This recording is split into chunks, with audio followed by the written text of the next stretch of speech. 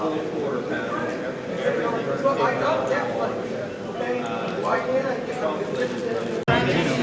wait, they're doing the sparring. On a Dino mission? Yeah. Well, I need to level up some Pokemon, so I might as well get a 2. Right, yeah. So if anyone else joins... See, what I did is I would do the Emolga missions.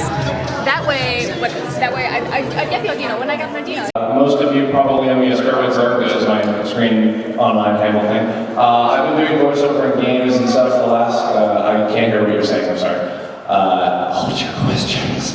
I've been doing voiceover for video games for the last 2 years. I got my start on an anime based on a very popular video game, Pokemon. I was in the later part of the Diamond Pearl season. Since then, I've done a lot of video games. I've done some soldiers in like Dust and Lycian Tale, Galactic Fantasy Prelude, Detective Gursky in the Sake Visual Detective games, Yosei, which is one we just did recently.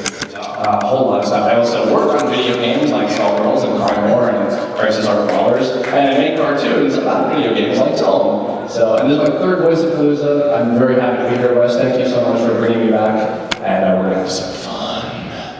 So, that's a good. Good morning. I'm Karen Carbone. I met all of you yesterday. I do commercials, voiceover, voice work, video games, lots of audiobooks.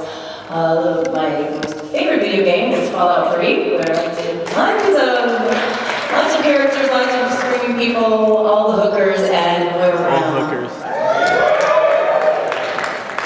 Hello, my name is Wes Johnson. I do voices such as Shigagorath for Oblivion in Skyrim. I am Lucy in the Chants of the Dark Brotherhood, dear Childs of Sinis, and a number of other things. I'm wanted in 5 states and unwanted in 45.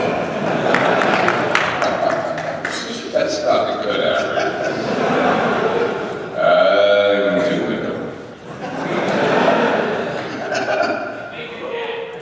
Oh yeah, not anymore. All right, did any of you come to my panel at midnight last night?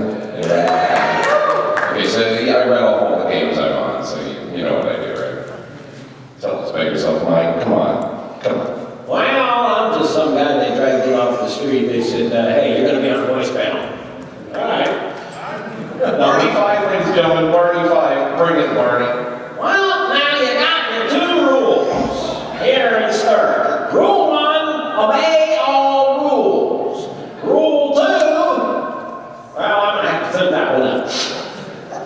But my name's Mike Austin. I've been doing voice work for years and years, since the mid 80s in stand-up comedy and going on to do radio commercials. And had a whole lot of fun doing the games, voicing games. They Fallout 3. I'm the voice of God. And Moriarty. And a couple others I love doing. And I'm having a whole lot of fun. If you guys are having half the fun I'm having twice the fun you are. Aren't banquet rooms, the acoustics, aren't they gorgeous? No, so we have an audio guy around, is there a tech ops person in the room right now? We are right on the edge of feedback, and it's a little and I think they went to look for the one extra microphone because... I mean, can y'all hear it clear? Because up here, Yeah, how come we don't get stage monitors? Ladies and gentlemen, please welcome to the stage, John Patrick Lowry. I gotta tell you what, I saw a lot of people flipping tables, but John Patrick Lowry, he flipped a table that, I mean, you got some serious airtime on that. Yeah, I was going for orbit, man. Was that a $100 table?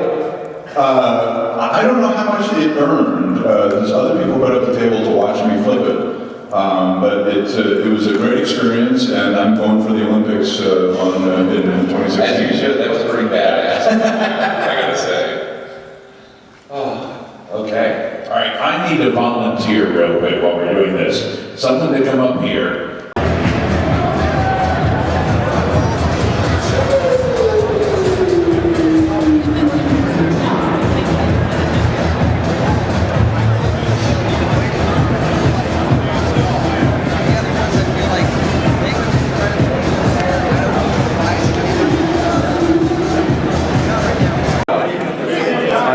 Seconds.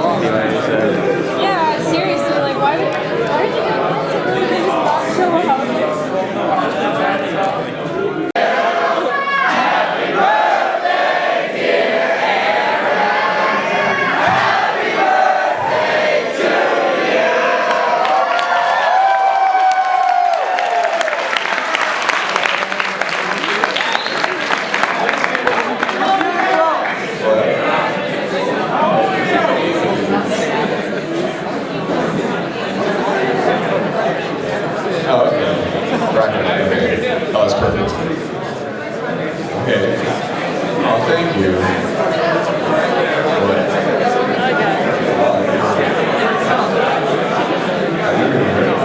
Come out of the closet now.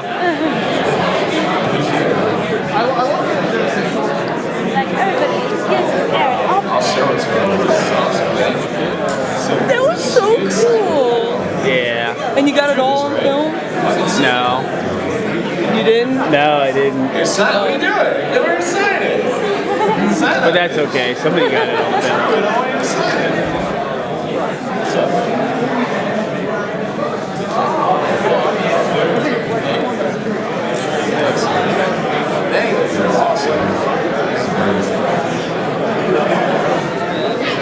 It's my birthday.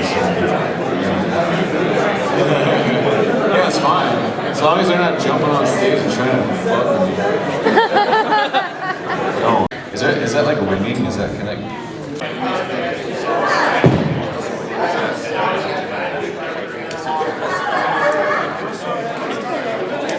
Openness about merch, especially merch with the brand is based on them. I'm happy to have somebody buy a plush of me. That sounds like the greatest thing ever. Some people are like, I would just feel like such a jerk. And, you know, I sort of see how that, you know, is a thing as well. I guess all I'm saying is, once you get to the point where someone likes what you're doing, and if it's an abstract thing like, you know, like music or art, not art, but like visual art, give them something physical. If they love you, they want it, and it's kind of how you stop making it a hobby and start making it a thing. So have the confidence to go. If they love me, maybe they love me $10. You know what I mean? Maybe they love me $15, and that can actually, you know, be one of the things that takes you from an abstract, generous giver of art to someone who's actually getting back a little bit for their work. And I definitely agree with that. That's something we consider a lot when we're pricing DVDs.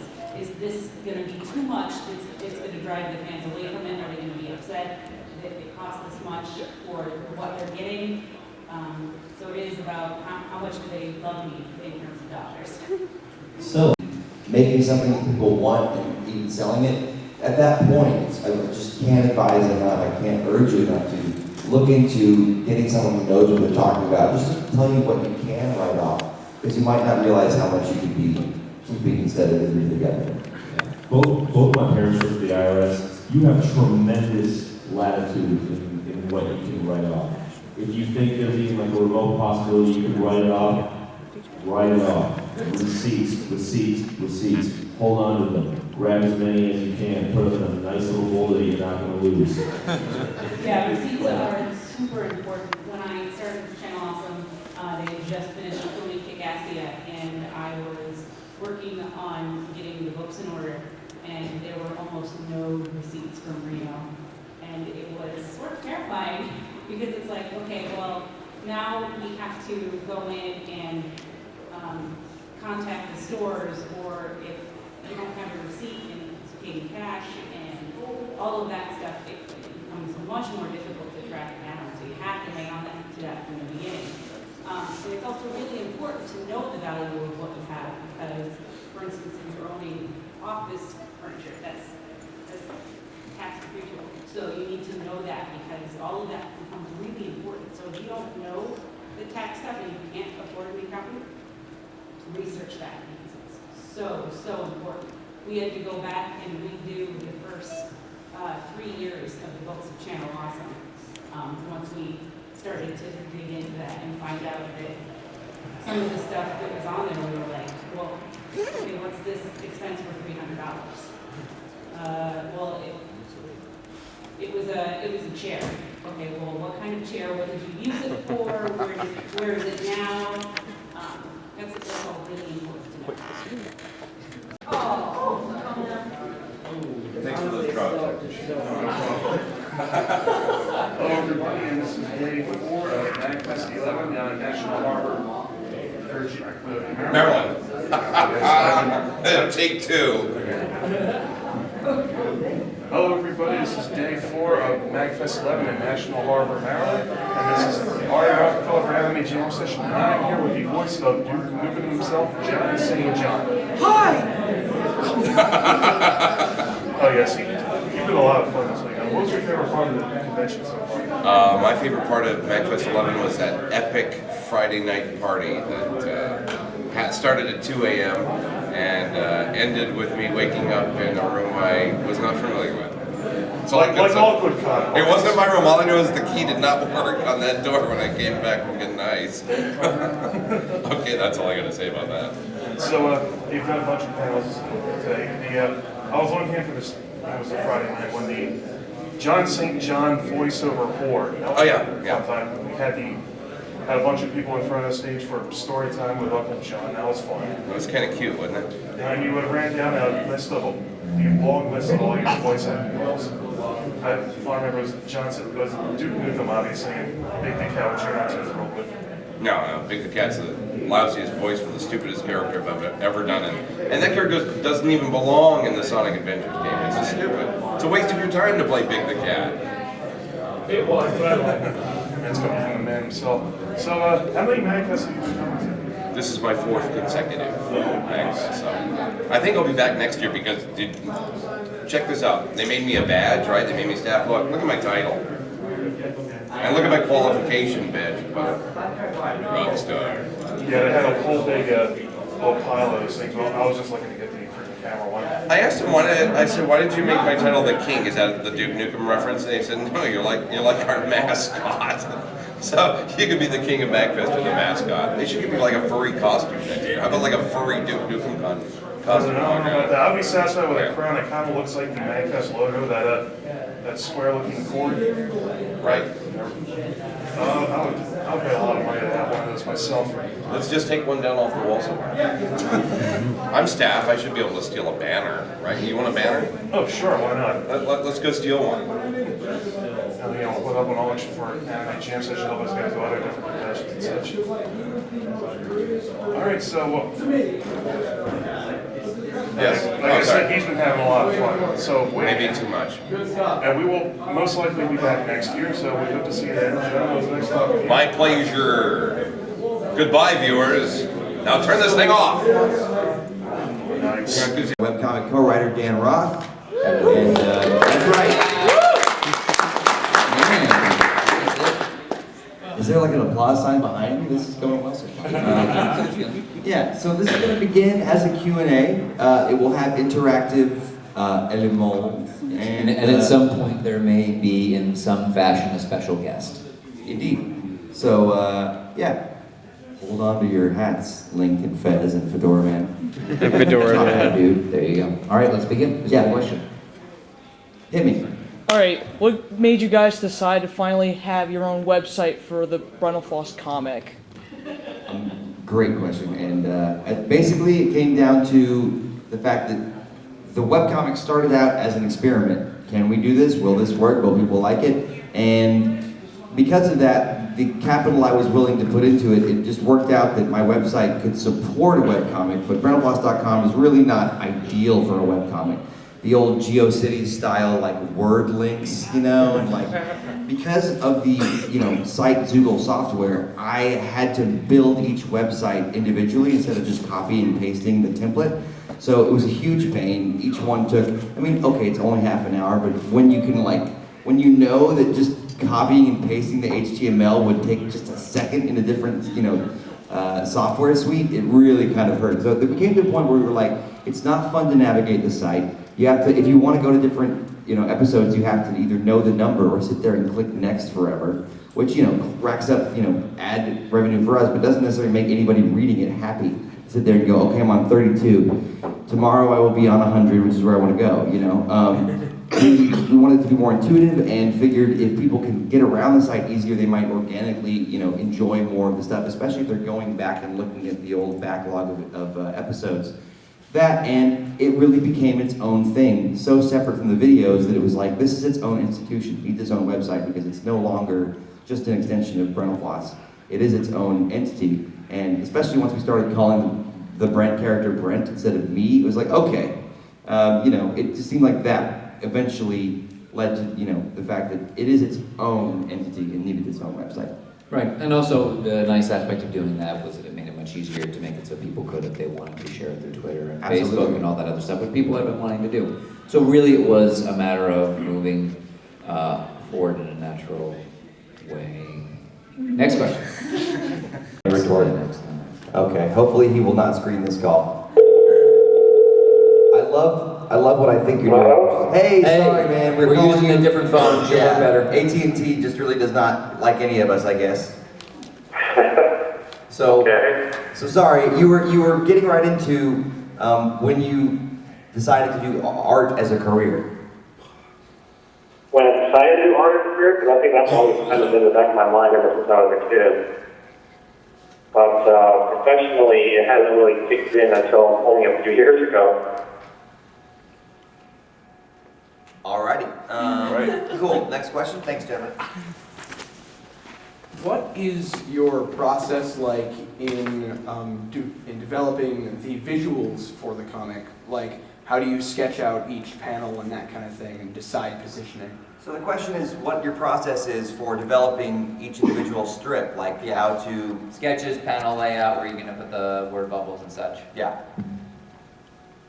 I think I approach it the way I usually do every other comic I do. I just kind of plan it out like I'm filming a movie. Like, I kind of envision in my head like where the camera is set up, where it's pointing at the characters. Sometimes I'll have notes from either Dan or Brent indicating what they want to see in the shot. So I glaze my panels around, what they describe in the script. And sometimes I frame things to just try and make it a little bit easier to understand like action from panel to panel. But I don't know, there's not really much to say on that. It's just, you think how you want to see it, and it just comes out that way. All right. Cool. Next question. What is your favorite style that you've gotten to imitate working with Brennan Floss the comic? Because you're Great really question. good at that. So this gentleman is basically saying he likes the way that you emulate and kind of pastiche different styles. What he's curious about is what your favorite one has been so far, what your favorite style has been to emulate as part of Brennan Floss the comic. That's a good question. I'm not sure. I think one of the ones I had the most fun with was doing the Futurama Chrono Trigger crossover. They're specifically applauding that one, so go on. I actually heard a little bit of that. I think I also had a lot of fun with the Little Nemo in Wonderland because Richard McKay was a really big influence on me growing up. So getting a chance to kind of have a little fun with that style was, just a fun little challenge. Yeah, I also really liked that was an example of one of the strips where we all had the chance to work together. That was completely collaborative because I feel like to some extent it's sort of like Brent and I will write something and then Andy, you will execute and then we'll give notes about what we want you to tweak. But that was one where you came back and were like, hey, I'm thinking about doing this, and then added that ending, that thing that Windsor McKay wore at the end. Brent is waking up in the bed like, what the fuck did I just dream that for? And it worked so well. It was that last little cap that made the thing complete. Yes. Cool. Great question. The Charlie Brown one is one of my favorites. Oh, and the guy asking the question wanted to point out that the Charlie Brown one is his personal favorite. And one of that was actually really hard to do. Really hard? Yeah, and it's really strange, but Charlie Brown is one of those things that's really hard to kind of emulate. It's one line out of place and the whole character just falls apart. And then trying to make them look, obviously you're not in as a Floss's style is not the same as the Charlie Brown style, but trying to fit your characters into that style was actually really challenging. It's easy for us to take for granted that you are kind of flexible with styles because I don't know if we've... Right, it had never occurred to me that it would be hard to make Brent look like a Charles Schultz Peanuts. Yeah, specifically like Charlie Brown. But, yeah, I was like, oh, he's just basically Charlie Brown, it'll be fine. But I guess I see what you're saying, that like you're not just doing Charlie Brown, you're kind of combining two different ideas that have never gone together before. So, awesome. All right, next question. All right, what you're hearing in the background is the auction.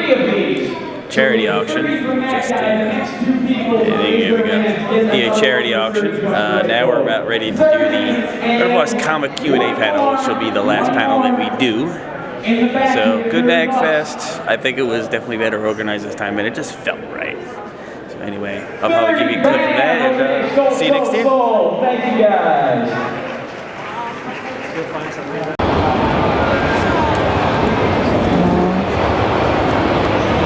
Not there? I didn't find the challenge room. I thought it was over there. Oh, it was like, yeah, it might be in where the consoles are. Yeah, because that's all arcades. You'd point it that way, but... Oh, from yeah. Alright. Yep. Be right back.